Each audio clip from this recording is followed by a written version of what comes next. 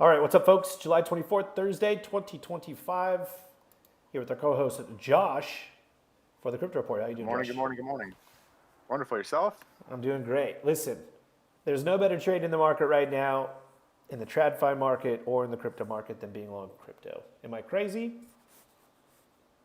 You are not crazy, except for days like yesterday where you had the TradFi market going green and crypto is bright red, but we just ran for a week and a half straight, so it's expected. So let's talk about that really quick because obviously, particularly when people are leveraged to the gills in a certain asset class and you see that pullback, and it's not just crypto, right? People that are like last week, for example, I believe it was last week, end of last week, we had higher beta stocks in the TradFi market pull back 5 to 10%, and you saw Mag 7 catch a bid, and you saw everybody over on Twitter that, large accounts, 100K followers plus, they don't know what the fuck they're doing. But they've built a cult-like following around these types of stocks, and so they start throwing around this magic word, rotation, market breadth breakdown. So what we did inside of TTI is we went and looked at it. We said, is market breadth breaking down? Is there any significant rotation? And of course, no, not at all. And then 2 days later, those high beta shit stocks were right back up and flying again. And I think the crypto market is in the same kind of phase where everything's flying, and then all of a sudden you get a day or two where you're going sideways or potentially down, and then you get all of the people that are late to the move or over leveraged freaking the fuck out, making the most noise. You just said crypto ran for a week straight. It deserves an opportunity to chill. Expand on that. You got to imagine that if you're going to have 9 days, I mean, let's talk about Ethereum. We'll get back to the rest of the market as Let's well. go to Ethereum. Let me bring it up. Let's bring it up. Go ahead. Yeah, Ethereum put in 9 or 10 green daily candles moving, 30 some odd percent. That is a massive move for a large market cap name in crypto. And so people freaking out that we had a red day yesterday, like this shouldn't be a surprise. Something I talked about and I wrote about on Sunday in TTI, and we actually talked about it last Thursday, is, Bitcoin dominance was also at the same time coming up on the weekly to a pretty key level. Right along the 50-week moving average, and kind of we were expecting that bounce. Third aspect of that, we have to talk about the fact that over this cycle so far, open interest, which is kind of perpetual futures leverage, every time the entire market's open interest surpasses or pinches up into Bitcoin's open interest, we see a local top and a pullback when it comes to, both Bitcoin and the broader altcoin market. All three of those things happened, right? We had a massive move from Ethereum. Solana started seeing massive moves up from like 160 we could go to topping out at 205. When I say topping, I mean for the day. Topping out at 205 recently. We had altcoin open interest, come right up to the level Bitcoin open interest is for leverage. Bitcoin dominance at a key area. This shouldn't be a surprise to anyone if you're paying attention, as you should be if you're trading this market.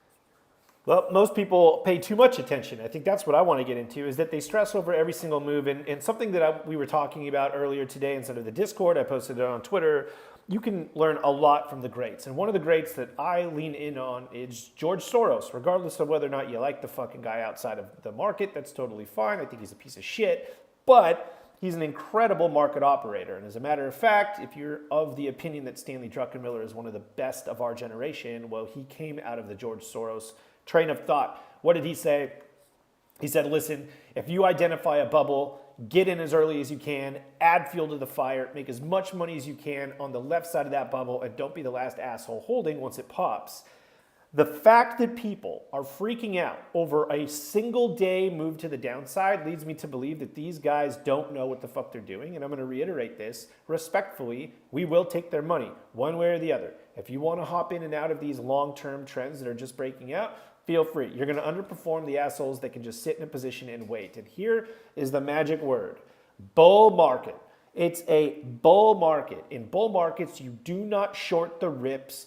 You buy the fucking dips, which is what I want to get into. Yesterday and today, I layered in an absolute shit ton of additional capital into the Solana trade. I want to talk about, I know we're kind of hopping around here, but Solana is an easily tradable name now that it has SOLZ listed in on the TradFi space. You can go and buy options on it, etc. I've been talking about Solana for the last couple of days. Josh has been talking about Solana for the last couple of weeks. This was my big win coming out of 2023. I had exposure in Bitcoin. We bought it in October of 2023. I bought Solana in November of 2023, and it was my largest single win of that rally. And then we got chopped around, and I largely lost on Solana the last 2 or 3 times I opened it. But now that we're back in this bull market, don't want to say altcoin season yet, but it's starting to feel like something might be coming up here. We're building this beautiful base underneath the all-time highs at 260. I'm loading the fuck up on Solana. And it comes down to a very basic characteristic of these cryptos. And you mentioned Ethereum was up 40-something%, not 30, but 40-something% over like 2 weeks. Ethereum's market cap is like 450 billion.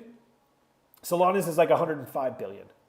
So if you're thinking about how liquidity drives markets, which it does. I'm not here to argue about that. If you don't believe that, you're a moron. Liquidity drives markets. As liquidity enters the market, it permeates out through the risk scale. The crypto asset class is going to be farther out on the risk scale than some of the blue chip stuff like Microsoft and Nvidia and Apple. So as that liquidity flows out, it enters into the crypto asset class, and then it permeates through the crypto asset class. Just like in the TradFi, it starts with the blue chips, then goes into the shit stocks and the riskier stuff at the end of the scale there. Solana is a blue chip. Solana's market cap is $105 billion. If you expect liquidity, which I'm going to go ahead and show really quick, to go to potentially 6 trillion. I mean, I'm on board with you. I'm on board with you. I know we've talked shit about this a bunch, but you say above 6 trillion potentially.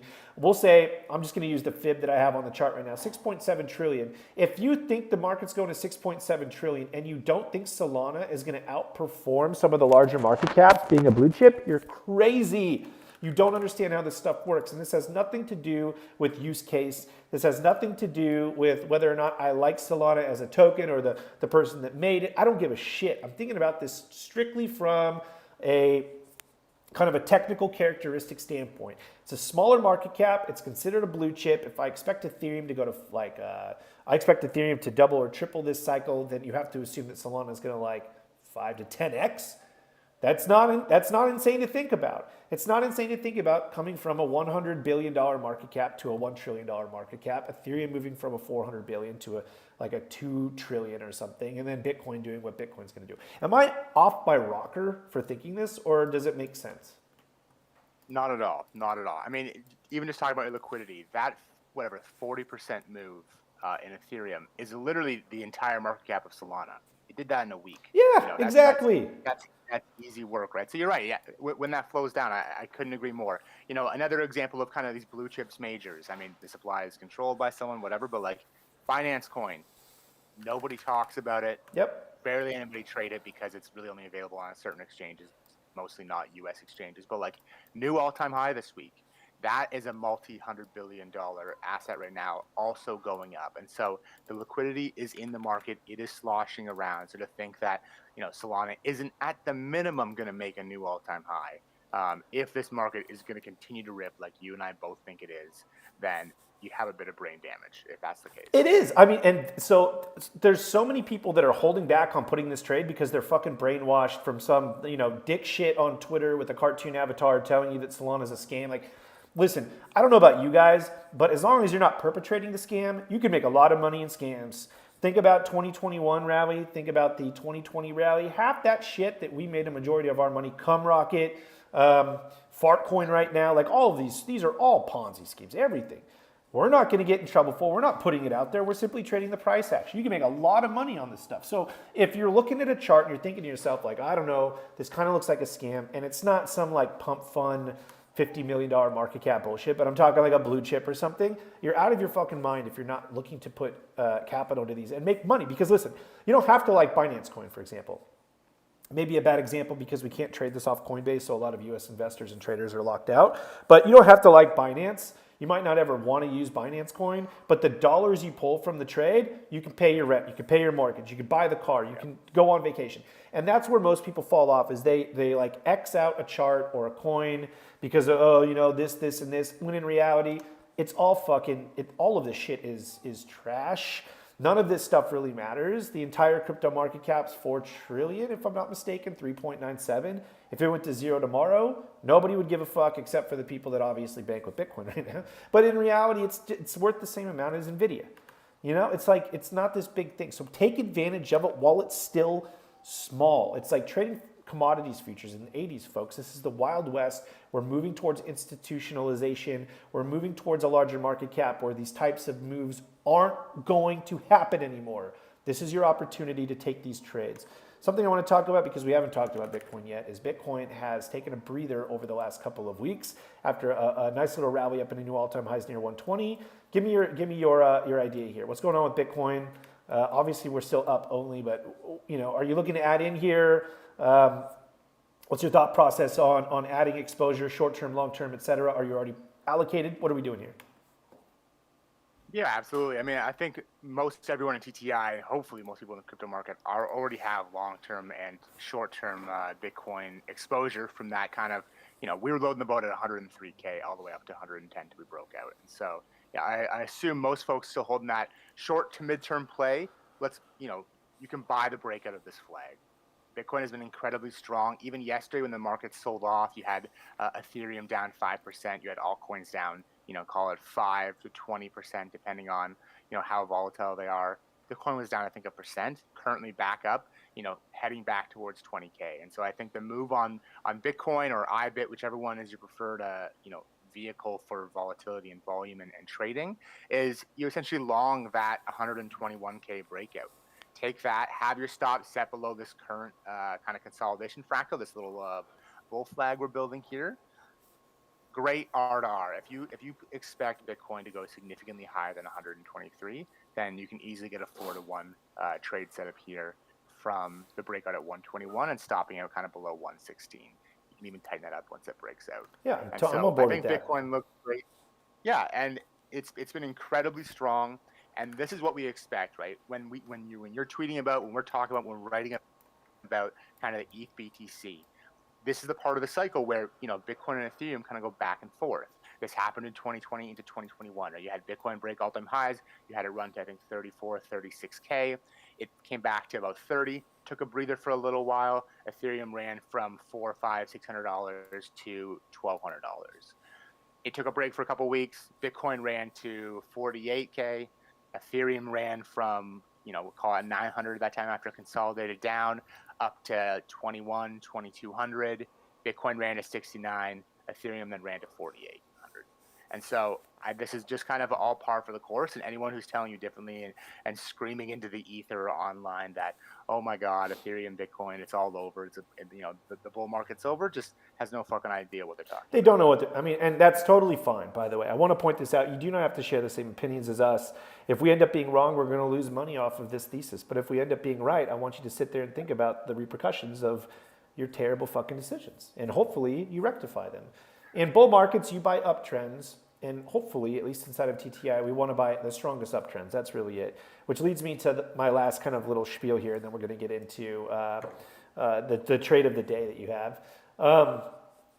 Is that I'm betting big on this. I'm a vet. I'm 10 plus years in the crypto market here trading it. I've missed some really good rallies, but I've also caught some incredible rallies. And I know the feeling of missing a rally and feeling like a goddamn asshole. And the worst part is understanding you're starting the rally and not taking full advantage of it. Like I've been here 10 years in the market, in the crypto market, at least 2015-ish, and I refuse to miss it again. And the things that I'm seeing right now give me the same feeling that I had back in 2016 when the 2017 through 2018 rally started, and then the 2020 through the end of 2021 rally. Like I'm seeing the same sort of things start to pop up, and so I'm putting my money where my mouth is. In order of size, I am very, very, very overweight Ethereum. If any of you guys have been following me for any period of time, you know that I've been talking about this since we broke out on the 8th of May. I've added in extensively. I have every single strike and expiration that you could possibly buy. As early as I had July's, I sold for over 1,000%. August are sitting at like 500%. I have September's at 500%. I have December's of 2025, and then I have January of 2027. I mean, I'm going out there. I'm just going for it. These are all up huge. This is a big trade for me. It's one of the biggest trades. It is the biggest trade I have on my books right now. I also have IBIT. A lot of IBIT here. I know we've talked about it, but if you're long crypto, you want exposure into Bitcoin. This might not make you a trillionaire. I'm telling you, it probably won't. Bitcoin is a massive asset now. I'm not saying it can't continue to go up, but once again, do you want to own something that's going to go up 50%, or do you want to own something that is going to go up, potentially 5,000%? From a trading perspective, you better be allocating towards that 5,000%, even if Bitcoin is the name that everybody wants to talk about. So IBIT's number 2, and then Solana through SOLZ. I added a bunch today. I added a lot 2 days ago. I'm not afraid to buy the dip. I cannot stress this enough, folks. You're in a bull market. You buy dips in bull markets. You buy dips in bull markets. That doesn't mean you just buy every down day. Have something baked into your system that allows you to gauge whether or not the trade is working. As for me, that's simple levels. You can see right here the 2050 area matters to me. As long as we're holding above 2050, I'm adding exposure in SOLZ. I'm going out to January. I think the next 6 months are going to be very, very, very good for crypto. I think that potentially beyond that, it's going to be good for crypto. But here's the biggest thing. I think there's more opportunity in owning crypto right now than there is in some of the TradFi stuff, even the AI bubble stuff that we have. That's how convinced I am that this, kind of bullish seasonality of crypto is starting, and I do not want to miss it. The worst thing you could do, once again, is open a trade, sell it early, and watch it run another 1,000%. It's fucking gut-wrenching. It's worse than taking any loss you'll ever take. And I see it. I can see it happening right now, so I refuse to miss it. Yeah, I couldn't agree more. And, I'm also, my biggest allocation right now is for sure Ethereum, just based on the bullishness that we both talked about since that $2,000 flip. And, expecting that to go higher, as well as allocating to Solana, Bitcoin exposure. One chart I wanted you to pull up. I mean, the one chart, the trade idea, we could talk about the Solana trade, even though we've kind of talked about it at length here, that essentially from here to 205, you should be longing the absolute shit out of Solana and taking that at least to the new all-time highs, if not significantly higher. I wanted you to pull up Total 3, because when you see this chart, you are going to, feel a sort of way and potentially get more vocal about getting even longer in the crypto markets, especially when it talks about the altcoin space. Go ahead. It's up. So Total 3 has been up only for the last couple weeks now. Obviously, Total 3 includes everything excluding Bitcoin and Ethereum. And so Total 2 looks even better. But we are now, we just had an all-time high attempt break. We kind of got this stuff down at this kind of key level at the $1 trillion, $1 to $1.05 trillion level.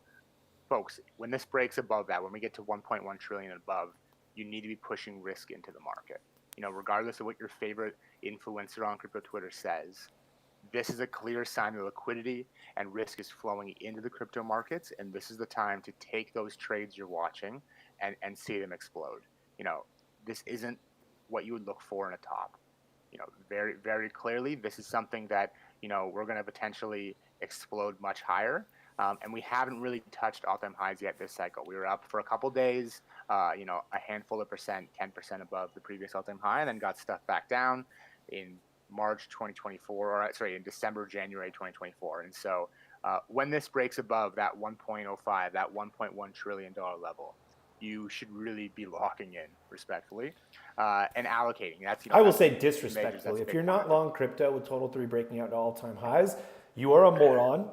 You don't know what you're doing, and you deserve to have the same returns as Peter Schiff. That's all I got to say. Exactly, right? So, not only do I think you should be long the majors, like we've been talking about for the last 10 minutes, where you should be, have Bitcoin allocation, but, go heavier into like the Ethereums, the Solanas, but bring that risk down the curve within rationale. I'm not saying to use leverage. I'm not saying to go 50x on perpetual futures on some shitcoin with $100 million market cap. But spot trades, a lot of crypto moves with extremely high ADR, 10, 20, 30%. You can make same returns that you would in traditional markets with options, just by holding an asset, like a meme coin, like an altcoin that's in that top 1,000 coins in the market. And so it really does require you to disrespectfully lock in and disrespectfully lock the fuck in, please. Try to retire your bloodline if possible. All right, we got time for one trade idea. You got something cooked up? I got something cooked up. Based in TTI, I like to share kind of what sectors are performing well on a weekly, bi-weekly, or every 2 weeks basis with the folks inside there to see where we should be allocating our money when it comes to altcoins. Time and time again, when the market's running, it's memes. I mean, people may not like it, but names like Doge, names like, Pengu, up 200+% spot. Um, those are the names that's where liquidity is. Quite frankly, there is some liquidity across other altcoins, but you can look at some charts and they're still at bear market lows. So the one I wanted to pull up is Popcat. I've shared it with the TTI team and folks in the Discord and Circle before. Massive stage one accumulation. We had an attempted breakout a few months ago with that kind of April 7th lows. Got stuff back down, much like the rest of the market that was consolidating for a couple months there. It looks ready now to explode significantly higher. Cool fact about Popcat in a technical sense, for on-chain volume. So that's folks who are trading crypto on, in this case, the Solana blockchain. Popcat currently makes up 5% of all on-chain volume, which seems insignificant, but I believe there are 8 coins that make up 65% of all volume. Popcat's one of those. And so a lot of buying interest, a lot of volume and supply being bought in this accumulation area. And above that kind of 42-cent level, I think this explodes and goes to all-time highs over the coming months. I'm going to point something out because you mentioned this earlier. Folks, if you don't understand volatility and the stuff that you're trading, you're going to get absolutely shaken out. This has a 12.65 ADR, meaning on any given day from the top to the bottom on an intraday basis, obviously crypto never closes, so each candle averages a 12.65 difference, right? So from top to bottom, this thing moves 12.65% per day. That is insanely volatile when you compare it to TradFi stuff. We're talking like micro caps in the TradFi market. You have no blue chips that move like this. You won't find any, like mid caps are going to be incredibly hard. Small caps are going to be hard to find with this type of volatility. Know what you're trading. So if trading something that moves 12% per day makes your stomach churn, you have 2 options. 1, don't trade it and stop complaining, or do the other sensible thing, position size down. If you're not willing to lose a substantial amount of money, if a 12% stop out or maybe a 24% stop out is going to absolutely wreck your day, just put less in. Less money is going to go a lot farther if you do catch the right breakout and this thing starts to trend higher. You don't need to put in a full position's worth, like a full risk position. You can put in half, you can put in a quarter. That quarter will work just like one full risk position if you get the breakout and this thing trends, while minimizing risk because obviously you have less at risk, right? So that's how this stuff works. Higher volatility stuff is totally fine to trade, but you have to respect the volatility and understand the environment that you're trading in. We like to protect ourselves via position sizing when it comes to volatility, not getting cute with stop losses, like trying to trick the goddamn chart and stuff. And we place our stop where the trade idea is invalidated, and we put less at risk and watch this thing work or not work, right? So I agree. I mean, like you said, if you're long Solana, a lot of the stuff that comes off of Solana is going to pop too. It's a product of the crypto market. You're going to see a lot of memes in Ethereum pop because Ethereum's being bought hand over fist. That's how this stuff works. So, yep. Excuse me. I'm on board. I like it above 56 cents. I know that you said 42, catching a little bit of an early entry, which is fine. I think it's cool because there's a bullish momentum regime here that's been in place since April, end of April there. So obviously, even with the drawdown, like I said, very volatile asset, but even with the drawdown, bulls have remained in control. We're trading above a downward sloping 200 moving average right now, but start trading higher above 56. I think this thing does have an opportunity to run, and I would just follow the fibs up for price targets. 85 cents, $1.30, $1.75. Doesn't have to be any harder than that. Exactly. Cool. Okay, Josh, it's been a blast. Guys, lock the fuck in. There's an opportunity to make a lot of money in the crypto market over the next couple of months.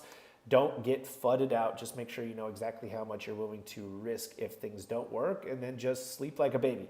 If you're stopped out, get stopped out. It's part of the game, but do not close early. I'm telling you guys, like I tell everybody that joins TTI, the worst trade you'll ever have is a great trade you close early, and a lot of these cryptos are shaping up to be great trades. Anything to add there? And well, I would just say, if your spot, now this is different with leverage. So if you're trading spot, you have the option, theoretically, depending on your sizing, to not put stops on the books. Because of the volatility, yesterday is an example. It actually happened to me on a trade yesterday. You can get wicked out of a position. It hits your stop for a half a second and then jumps 10% back up. And that can take you out of the trade. And so depending on the size of the positions you're running, the ADRs of those coins, kind of the volatility in the market at the time, you have the option to run a mental stop. So have alerts set on your broker or on TradingView for when that's approaching an area that you should be risking off. It obviously requires you to then, it adds that emotional aspect to the game where you have to manually and mentally exit yourself and not get in your own way. But that is one way to, help counter some of the volatility with some of the wicks we see, right? Like yesterday we saw wicks that dropped down 25% and wicked some folks out. Yeah, I got wicked out on my trades. So that's a why consideration. mental stops 97% of the time for people that know what they're doing are the way to go. If you're not a systematic trader, like with like an algorithm or something, you're a discretionary trader. Mental stops, place somewhere on the chart where it makes sense to get out. Wait for a candle close. But realistically, your number one risk management tool is position sizing. It's not your stop loss. It's how much are you willing to risk on the trade. You know you're trading a volatile asset. Even if you have a stop on the books, slippage might come in. If you're not willing to lose more, then just lower your position size. That is your number one tool. Okay, Josh, as always, it's a blast. Hopefully next week we have some great news when it comes to Solana. I would love to see 260s. And yeah. Sounds great to me. Let's send it all higher. Enjoy the rest of your Thursday, folks. And if you have any questions, you're inside of TTI, feel free to leave them as a comment below the video over on the market research portal.